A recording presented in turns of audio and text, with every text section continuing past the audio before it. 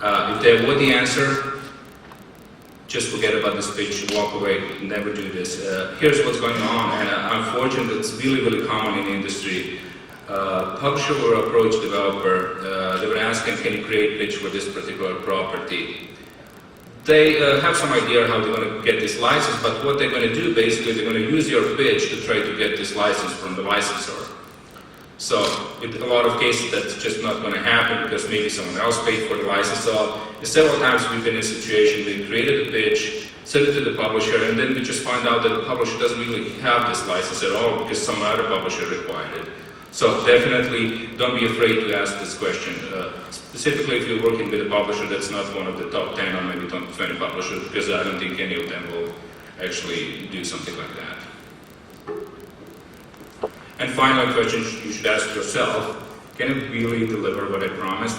What are the chances I can actually hit this milestone with the team I have, with the experience I have, with the amount of time and everything else that goes into the pitch?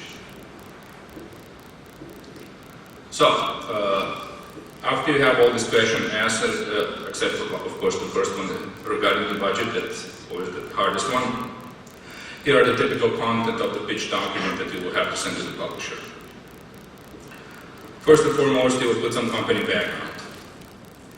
If the company is new, you won't have much to say about it, so you will probably focus most of this paragraph on the experience of our key management. If there is no such a thing, if your key management doesn't have industry experience, then you wouldn't even create this document because that means you wouldn't even get the RFP in the first place, you don't have to worry about it. Describe your development expertise, what genres, what platforms you're expert on, what kind of existing technology you have, what other games using your technology that you released before. Definitely list the most important, most recent games so publishers can see what they did in the past, specifically something that's really relevant to the genre of the game that you're already doing, that you're pitching in this particular project. Second thing is something that we can really obviously talk for hours, but gameplay description. Start short with the elevator pitch, so a couple of sentences try to explain what your game is. A lot of time in the request for proposal from publisher, they will already let you know what kind of game they expect. They expect platform game, they expect strategy game, because in a lot of time that will be tied up to the license. Obviously, like I said in this example, first-person shooter for Barbie game, it's probably not going to fly. Same thing like Pet Dracula game or horror-based pet game. So it's more common sense here. Another thing, have the numbers ready. Even though these numbers, let's face it, they're totally irrelevant, at that point they make no sense, they will have to know that. Number of enemies, number of levels, weapons, mechanics, all these things will change. And like I said, it's in a way irrelevant because if you tell them I'm going to have 150 levels and each level will be size of, I don't know, one screen, as opposed to telling them I'm going to have one level that's 150 screens, it's the same amount of work, but they want to see these numbers because usually that's something that marketing is going to use in terms of justifying the budget and everything else. So make sure you have these numbers ready. If you don't have them in pitch, in original pitch document, if they call you up, make sure you know your numbers and you can answer these questions right away.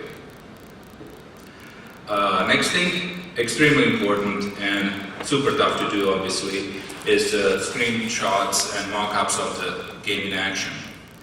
If you can showcase the graphic style of the game, if you can showcase how mechanics are going to work, how the user interface is going to work, it's super important. The pitch document that have like 4 pages of pure text, it's something that a lot of publishers want to read. They want to see how you imagine this game, and it's usually really tough to do because first of all, it's obviously time-consuming to create screenshots that will really reflect the overall quality of the game. Second of all, you usually have a week or two, very rarely more than that, to create a whole pitch. So if you want to put a team of 5 or 6 people working on the pitch, you're going to spend a lot of money for something that have, like I said, in the best possible chances of maybe around 25%. Someone who has 25% of success rate in pitching their project is actually fairly lucky. There have been a time when we didn't get the project and we pitched 10 games in a row, we didn't manage to sign a single one. Then next time we get in this streak when you have 2 or 3 in a row, so obviously things change. But basically a lot of time and effort goes into creating the pitch. Of course, ideal situation would be if you can provide a playable prototype of the game. Again, how possible is to do this in 2 weeks? Well, it's not totally impossible. It really depends how much you want the game. And I would say it's never impossible to get the game signed to the publisher if you really want it. Just quick example, back in, I think it was 2005, one of the publishers we worked with, I read that their press release saying that they just acquired a license for the show 24.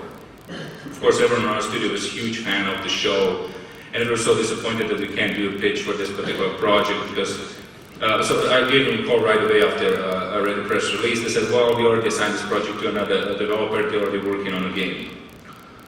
So get back to my team, everyone was really, morale was down, we can't do it. They said, okay, what if we ask them if we can do it regardless?